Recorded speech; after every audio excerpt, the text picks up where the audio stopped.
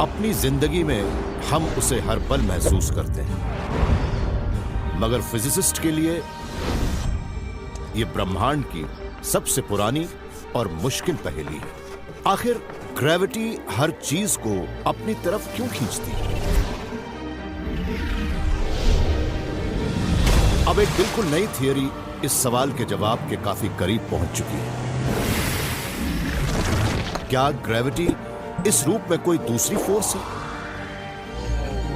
यह एक holographic reality का अक्स या चौंकाने वाली मिराज तो नहीं है? क्या हम इंसानों में धरती, सूरज और सितारों में वाकई भार है, या फिर ग्रेविटी एक भ्रम है?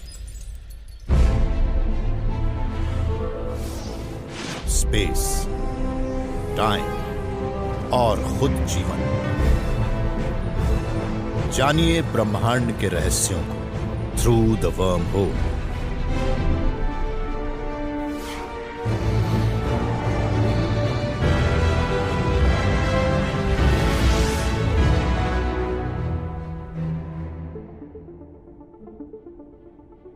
सूरज का ग्रेविटेशनल खिंचाव पृथ्वी को अंतरिक्ष में उड़ने से बचाए रखता है।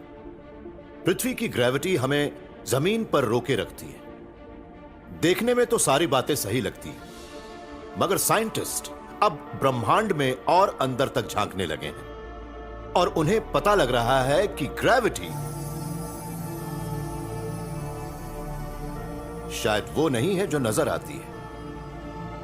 कहीं ऐसा तो नहीं कि देखने में असली लगने वाली ये चीज असली है ही नहीं?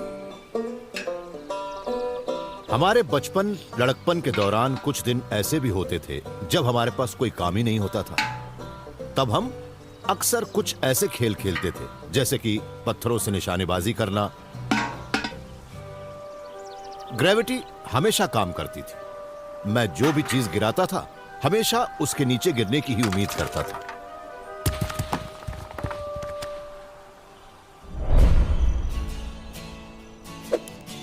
फिजिसिस्ट तो ग्रेविटी से कुछ अलग ही उम्मीदें रखते हैं।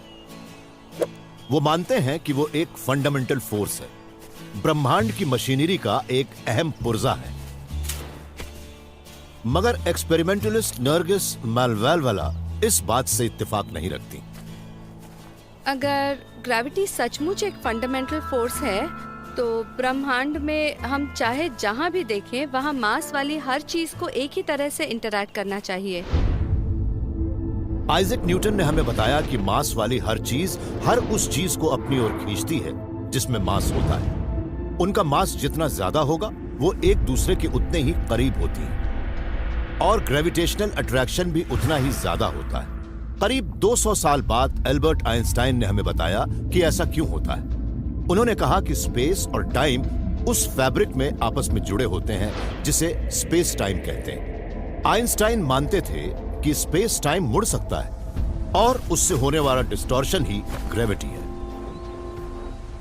मास वाली जो चीजें एक दूसरे की ओर खींचती हैं वो असल में स्पेस टाइम के उसी आर्क पर चलती हैं। तो आइंस्टाइन के मुताबिक मास ही स्पेस टाइम से कहता है कि उसे किस तरह से मुड़ना है, और फिर स्पेस टाइम का आर्क भी मास से कहता है कि उसे किस तरह बढ़ना है। आइंस्टाइन ने यह भी कहा था कि जब मास वाली चीजें आगे बढ़ती हैं तब वो स्पेस टाइम के फैब्रिक में छोटी छोटी ग्रेविटेशनल रिपल बनाती हैं। फिर वो ग्रेविटेशनल तरंगे हमारे ब्रह्मांड को भर देती हैं। नरगिस मानती हैं कि अगर वो तरंगे काफी बड़ी हों तो हम उन्हें देख सकते हैं। अगर मैं किसी तालाब के बीच में एक सेब गिराती हूँ तो उससे बनने वाली लहरें मुझे किनारे पर नहीं दिखेंगी क्योंकि वो किनारे तक नहीं पहुँच पाएंगी।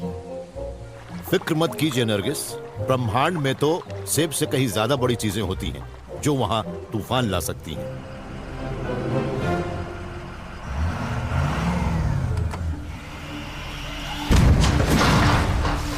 बहुत खूब।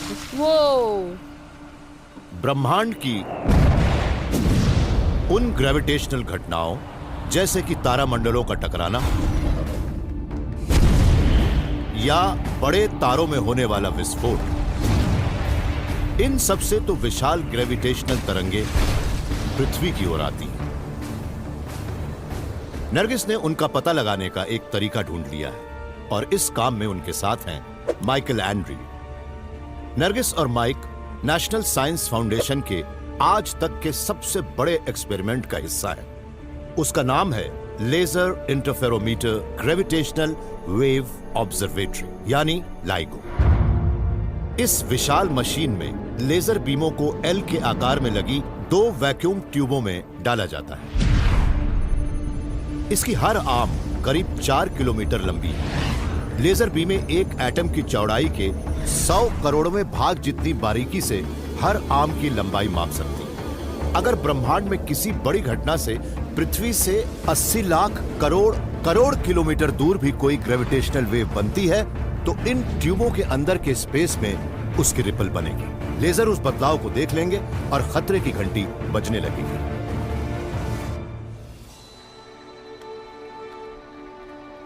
करीब 10 साल तक ब्रह्मांड से आने वाली आवाजें सुनने के बाद लाइगो ने झींगुरों की आवाज रिकॉर्ड की। हमने लाइगो के शुरुआती दौर में कोई भी ग्रेविटेशनल वेव नहीं देखी। नरगिस, माइक और लाइगो से जुड़े हजारों साइंटिस्टों के पास एक और मौका है। वो अब एडवांस्ड अपग्रेड पर काम कर रहे हैं जिससे लाइगो की सेंसिटिविटी करीब 10 गुना बढ़ जाएगी। मगर इस बात की कोई गारंटी नहीं कि इन्हें सिग्नल मिल ही जाएगा। अगर हमें एडवांस लाइगो से भी कोई ग्रेविटेशनल वेव नहीं मिली तो सबसे पहले मैं रोऊंगी, मगर मैं ये भी सोचती हूँ कि ये हर लिहाज से काफी रोमांचक है। अगर हमें ग्रेविटेशनल वेव नहीं दिखती तब ये एक अलग तरह की खोज शुरू करेगी और हमें तब ये सोचना पड़ सकता है कि कुदरत में आखिर ऐसा क्या है जिसे हम नहीं समझ पा रहे। नरगिस ने उम्मीदें लगा रखी। मार्च 2014 में एस्ट्रोनॉमर्स के एक नए समूह ने दावा किया कि उन्होंने बिग बैंग से पैदा हुई ग्रेविटेशनल तरंगे ढूंढ ली हैं। मगर कुछ साइंटिस्टों ने इस बात पर चुप्पी साध रखी है कि लाइगो इस बात का सबूत हो सकता है कि ग्रेविटी एक फंडामेंटल फोर्स नहीं है। जब सेब पृथ्वी पर गिरा तो शायद उसे किसी और चीज ने नीचे खींचा था। फिजिसिस्ट मानते हैं कि ब्रह्मांड की हर चीज, एनर्जी की पल्स भी, जिसे हम फोर्स कहते हैं, पार्टिकल्स से बनी है। ग्रेविटी भी वैसी ही है।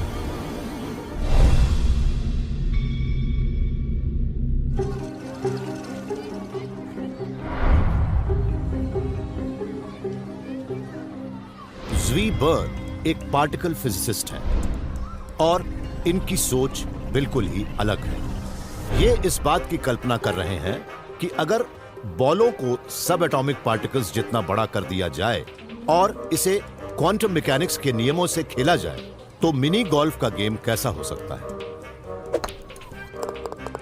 क्वांटम मैकेनिक्स में ऐसी अनोखी चीजें हैं कि हम सोच भी नहीं सकते।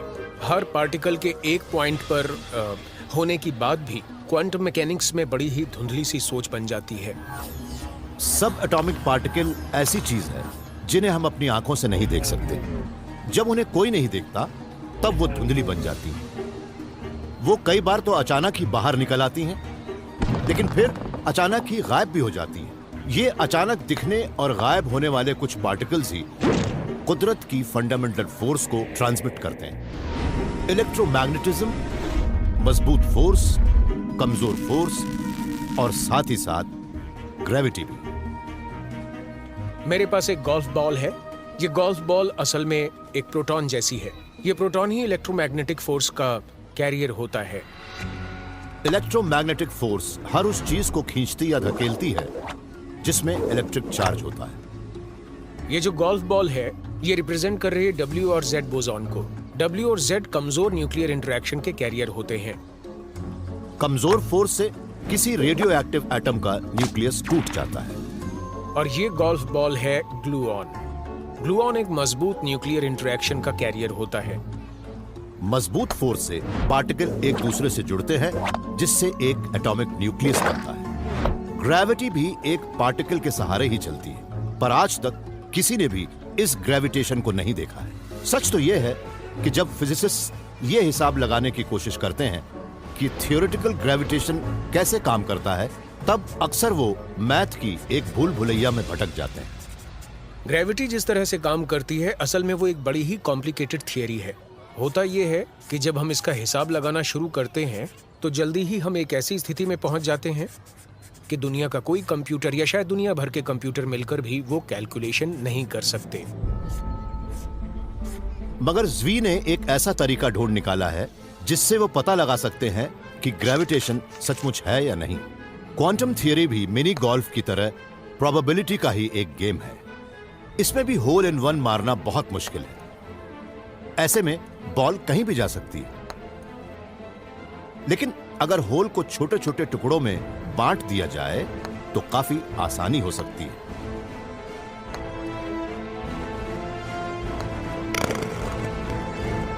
अपने कुछ साथियों के साथ हमने एक नई सोच विकसित की है जिसे हम यूनिटैरिटी मेथड कहते हैं। हमारा ये मानना है कि हम इन इंटरैक्शन, इन कॉम्प्लिकेशंस की बड़ी प्रॉब्लम को लें और उसे छोटे छोटे हिस्सों में बांट दें। फिर हम इन छोटी प्रॉब्लम को सॉल्व करके उन्हें साथ मिला दें तो हमें शायद उस बड़ी प्रॉब्लम को एक बार में सॉल्व करने से ज्यादा आसानी होगी। जब ज़्वी और इनके साथियों ने यूनिटैरिटी मेथड का इस्तेमाल किया तो इन्हें बड़े चौंकाने वाले नतीजे मिले। हमने ग्रेविटॉन के बारे में देखा कि हम बड़े सटीक तरीके से उसे ग्लूऑन की 2 कॉपी कह सकते हैं। यही एटम्स के न्यूक्लियाई को मजबूत फोर्स की मदद से जोड़े रखता है। मगर ज़्वी और इनके साथी मानते हैं कि ग्लूऑन ही ग्रेविटी की भी वजह हो सकते हैं। इनके मुताबिक ग्रेविटॉन असल में ग्लूऑन की एक जोड़ी हो सकता है। सब कुछ हमारी समझ में आने लगा था। हमें वो साफ साफ दिख रहा था। हमारे लिए वो यूरेका मोमेंट था। हम अब उसे अच्छी तरह समझ चुके थे और हम जो कुछ देख रहे थे वो हमारे लिए भी एक चौंकाने वाली बात थी। हमें शुरू से ही लग रहा था कि ऐसी कोई बात सच हो सकती है, मगर वो जिस तरह से काम कर रही थी वो हमारे लिए ज्यादा चौंकाने वाली बात थी।